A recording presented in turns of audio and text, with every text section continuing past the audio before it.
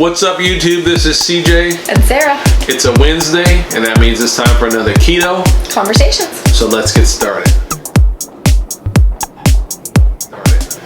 Alright, so this is take 3 for us for this video. Remember to plug in your microphone. Yes, we started and just realized that we did not have a mic, so we're trying this again.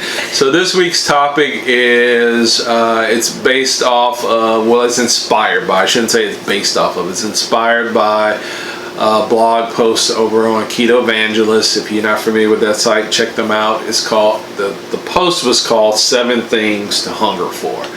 And so we're going to kind of talk about the points that they made, but we're not going to read this word for word or anything like that. So 7 things to hunger for as you do keto. Besides yummy keto food. Yeah, besides yummy keto food. If you're hungry, eat some fat so you can get full. That's right. And but these are 7 other things to hunger for as you're on your keto journey, living the keto lifestyle. So the first one is continue to hunger for success. So, we live keto as a lifestyle. We've both been doing keto for what, almost 3 years? 3 years, going on 4. 4 years. Yeah. As we kind of prepare for these keto conversations, we actually talk about we discuss it. And one of the things I asked Sarah was, well, so are you still hungry for success on keto? I mean, you lost quite a bit of weight, you look good. So you basically asked me why. What's my why? Why, yeah, what's your why? Because that's really what the success is about. You have to keep that why. You have to continue to remember the why. What is your why for doing what you're doing? So I was asking Sarah, what is, your why now that I'm not actively pursuing weight loss with this lifestyle anymore. But for me, the why would then be maintenance, because I would like to maintain all the hard work that I have put in. And I also don't want to go back to the way I felt before. Yeah. I don't want to be the before. Not the before picture, not the before feelings. I don't want to be any of that before. Yeah. So my why at this point is just continuing to feel and look the way I do. Yeah. Okay, that's a good why. And I think as you go along with keto, sometimes your why might actually even change a little bit. So now I haven't lost all the weight that I want to lose. I want to continue to lose weight, continue to, I guess, see how far I can go.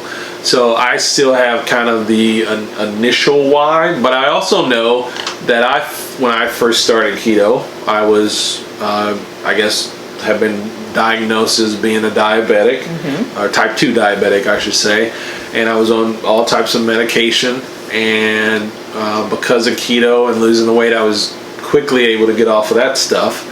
And so my why, although I still want to lose more weight, I also don't want to go back, like you said, go back to the So then your whys would be, I don't want to go back on medication, and I am not done. Right. Those are your whys. And I'm not done. Right. But again, I think depending on where you are in your keto journey, your why may kind of change as you go along. And it should. And as you grow, as you reach. So the important part is remembering what your why is, even if your why changes. Right, because I think it's important to remember the why, because if you don't have a why, it's easy to go back into and to get complacent. Complacent. So very easy to do that. All right. So number 2, and by the way, we have iPads, and we're just scrolling through as far as where our notes are. Hunger for continued support. Yes. Now, some of you are doing keto without any support. I mean, you're in a household, you're the only one doing keto. Your spouse isn't supporting you, your other family members aren't supporting you, people you're around, your friends may not support you. So continue to seek out and hunger for the support you need. Collecting support. Right, so that you can be successful with keto. Right. And however you choose to do that, if it's, online. Yeah. Hopefully you find us supportive and feel like you're a part of our that's keto what we try to do, is to be supportive of people. That's why we have these conversations. Right.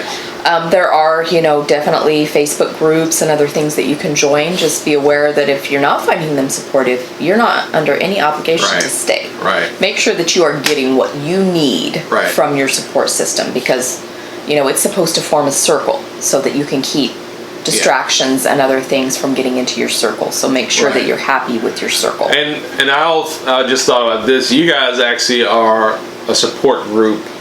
I'm going to speak for me, because I think about, when I'm out and about living life, we're all tempted all the time.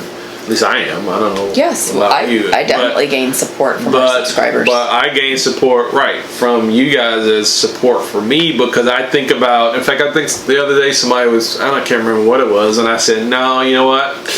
I got 15,000 people who accountability. I got 15,000 people that support me, that believe in me, and I'm not going to just be on here talking a bunch of smack and then doing whatever I'm doing, when people don't see me. So you guys are even support for us, and we hope that we're doing the same thing for you. So find the support group that you need so you can be successful on your keto journey.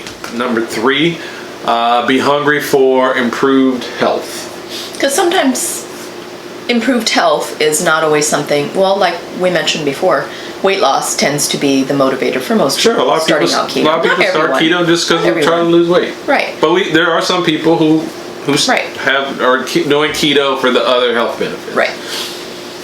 And so it's important to remember to keep hungering for that, especially if you've achieved it. If you do feel like you have improved health, keep that in your mind so that you want to continue to live this way, so that you keep that improved health. Just like you want to try and maintain your weight loss, you want to try and maintain your improved health. It's very important. And sometimes, it's like, isn't there a saying, if you don't have your health, you don't have anything? And so I think sometimes people, it's a natural temptation that once you achieve something, then you kind of let it slide, you kind of get complacent, and then pretty soon you don't have it anymore and you have to start over again. And so by staying hungry for improved health, it just helps keep you there. Yeah, and sometimes it's good for you to remember what, where you started, and how you felt before, so that you can, continue to seek the improved health, because you don't want to go backwards. It's easy to get complacent even when you've had success on keto. It's easy to do that. Absolutely. It's easy to say, it's what's one little thing going to do, or it's easy to do that and to forget. And then pretty soon it's, I already blew today, so I'm just going to eat non-keto this whole week, and then a week becomes a month, and so stay hungry for the improved health benefits that you've achieved, and for more that's in store for you as you continue on your keto journey. Stay hungry for results. Right. Again, that kind of goes back, how I look at it. I've lost 70, 75 pounds, depending on what day it is, but I'm still hungry to lose another 30 pounds. Okay. And so I want to see those results. I want to see, because again, we've adopted keto as a lifestyle, and so I want to say, okay, how do we take and live keto as a lifestyle and continue to get the results that we were getting when we first started? And sometimes things do slow down with keto. Sometimes things change. Because weight loss is not linear. Yeah, and nothing is going to be just like this direct plunge down the mountain. I think it's important that you stay hungry for the results, so that you can keep motivated to continue to do the things that you need to do. Yes. I think for me, though, for us, keto is a habit. It's just how we live. It's not, I don't have to think about it anymore. And I would imagine it's probably that way for a lot of people. That you've been doing keto and living keto, the lifestyle, so long. It's not even. Sometimes it feels like I don't even remember what it felt like before, because this is just my life now. Right. But there was an interesting point in this too, and it talked about running that first 5K, and that kind of brought to mind what you're doing. What, the couch to 5K? Yes. So that you're still hungering for a result and something different. And for me, so if you didn't watch last week's Keto Conversation, go watch it. But anyway, we talked about the whole I'm doing the couch to 5K thing, and that's a program where you basically, it's for beginner runners, and by the time you're done, you're supposed to be able to run a 5K. And so, but that for me is not only about running a 5K, but it's about a challenge and continue to get kind of sort of like this point talks about results. Right. Because I've lost weight. There's things I can do now that I couldn't do before, and so I might as well take advantage of it. Yeah. And believe me, this ain't easy. You're hauling around 75 less pounds. Believe me, this is not easy. It's actually uncomfortable. I'm sore, but it's a challenge, and it keeps me going, keeps me motivated to continue to live the keto lifestyle. So be hungry for results, continued success in your journey. The next point is knowledge. Okay. So we have the tendency to think that we know it all sometimes. Like, this has worked for us, we're done. And that's not really a good mindset to be in any area of our life, that we're done, that we don't need to ever learn any more about this. But the ketogenic lifestyle especially, every day they're coming up with more information, more studies, more things to support this way of life, things to do better, things to do more often, things to do less. And so we still need to keep ourselves knowledgeable. We still need to remember the science and stay relevant and current in everything that they're learning about the keto lifestyle. And also the knowledge of ourselves. Every day we learn more about ourselves, what works for us, what doesn't, and it's not the same for everyone.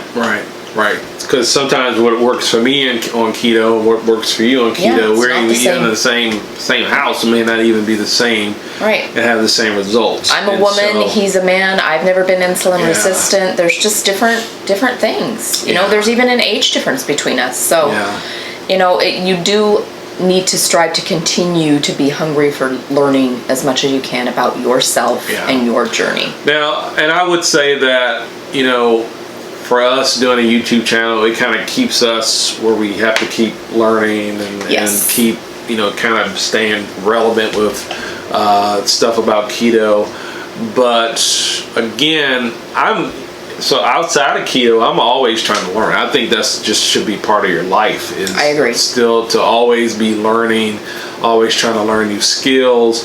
I'm listening to something about neuroplasticity. Which is, that's about your brain and how your brain works and how neurons are formed and all that. But it's interesting. First of all, it's a topic that I'm interested in. But when you try to learn a new skill, it affects your brain. Your brain has to respond, and it actually benefits your brain. So I would encourage you to always seek to increase your knowledge, not just about keto, but just about things in life in general. It's not too late to do something new that you've never done. It's no matter how old you are, it's not too late to do something that you've thought about, because it will help you in your life just to continue to grow as you go, as you go along in life. So continue to seek knowledge, be hungry for knowledge. Number 6 is be hungry for change. It's basically encouraging us to get out of our comfort zone. So, just like we already talked about, maybe change the way you're exercising or start exercising if you've never been, much of an active person. Change things up in your diet if they're not working, if you think that something else might work better. There's no reason not to give it a try. Just don't try and change too many things at once, because you do want to know what of those changes worked. Because if you try and change too many things all at once, then you won't necessarily know.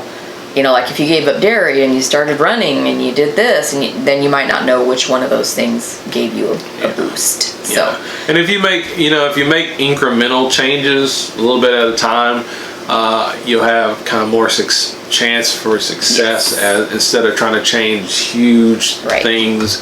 Our brains are kind of wired where, especially when you're talking about change, your brain is about protecting you. And so it doesn't really like for you to do a lot of change. Well, I think sometimes there's a delay too. Like there's a small delay in how long it takes for something to actually start working. But I think if you're going to do change, take small incremental steps. Like Sarah said, if something's not working, make small tweaks, give it time to work. be patient with stuff, I think is important too when you're dealing with change. But stay hungry for change.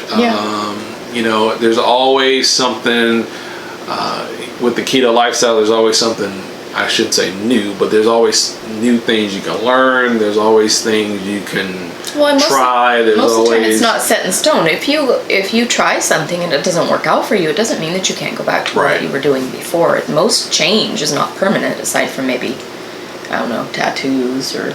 Yeah. If you get a tattoo, it's kind of permanent. But you can actually get tattoos. But it's a whole lot more expensive and extremely painful, so don't do that. All right, so then the last point is stay hungry for continued focus.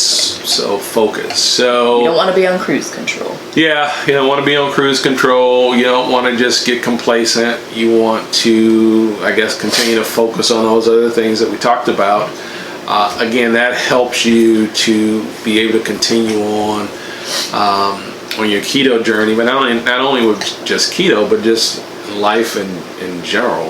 Right, because sometimes when something rough happens to us, it's easy for us to get like a laser focus because there's something short term that's happening that we need to really focus on. But sometimes when things are going along okay and there's really nothing that is, a huge life change, sometimes that's when we get complacent and we can lose our focus. Like for us, because we've been on the ketogenic lifestyle for a number of years now, sometimes it can be the natural inclination for us to just kind of lose focus because that's true. Sometimes you can let your drive. Yeah, you can let your drive, but if you're a person who counts macros, you don't really count macros, but if you're a person who counts macros, it's easy if you've been doing keto for a long time to let your macros kind of slide a little bit. That's an easy thing or to do. The carb creep. Or carb creep, right. So that is an example of just kind of loss of focus. Right.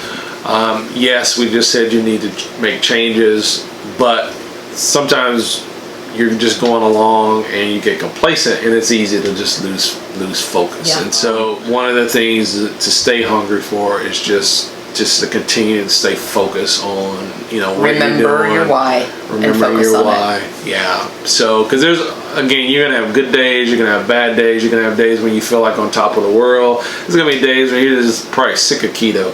Well, and life gets in the way. And you're right, because it's, sometimes, and I'll just say this, sometimes although keto is a lifestyle for us, I still am very guarded especially when I go out with people at work. When you're out of the shelter of your keto. I'm still, although I can go anywhere and figure out what to eat. But you do have to be aware. Or I cannot eat. Yeah. But there have been times, especially recently, where I've just said, you know what, I'm not going to go.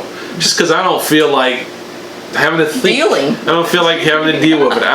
It's not, whatever this event is, it's not really worth it enough for me to feel like I know I've got food, I know what I can eat, I'm just going to do it and just keep on moving. So, that's okay. And that's okay. Yeah, and I don't feel, and I've told people, I don't want to go. I don't want to go out for lunch to this barbecue place just because I don't feel like I don't have the energy to and of course you don't want to always avoid a social situation or whatever. No, and I don't always. But it's okay every once in a while to say, no, I don't feel like focusing on keto today. I feel like just doing what I'm doing and not having to stress I feel like I feel like just doing what I know I'm supposed to do so I can be, live the keto lifestyle. Y'all go ahead and eat as many carbs as you want to eat. I don't feel like explaining. I don't feel like choosing. Exactly. I just want to eat what I brought for lunch. Exactly. And so sometimes you get to that point as well. So anyway, we hope that this kind of helps somebody. We pick these topics and we always hope that it speaks to somebody, and normally it does. And so, but we want you to be successful in keto and live keto as a lifestyle. And if you're not living it as a lifestyle, we still want you to be successful just on the keto diet in general. But we do believe there's a lot of health benefits for doing keto as a lifestyle. It's a sustainable lifestyle. So if you're new here, these are our Keto Conversation segments. We do these every Wednesday. And before I close out, you got an announcement to make. Yes.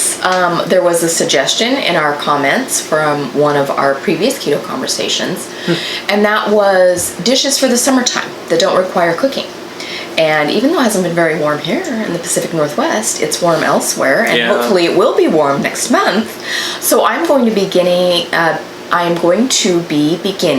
4-week series, and it's going to be a summer salad series. So it's going to be 4 weeks of summer salads that you will be able to make either to accompany barbecuing outside, so you're not heating up your home, right, or just some other easy way for you to have chilled, cool foods that you can eat during the summer season. Just some ideas, most of us enjoy salads, but sometimes we run out of ideas of different salads to make. So it won't be this coming Sunday.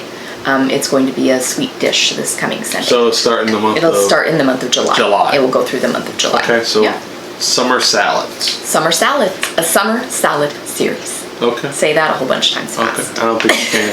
So consider subscribing. Again, these are our Keto Conversation segments. We do these every Wednesday. We do new recipes every Sunday. And we'd love to have you as part of our keto family. So we hope that you have a good rest of the week. And we will talk at you later. Bye-bye.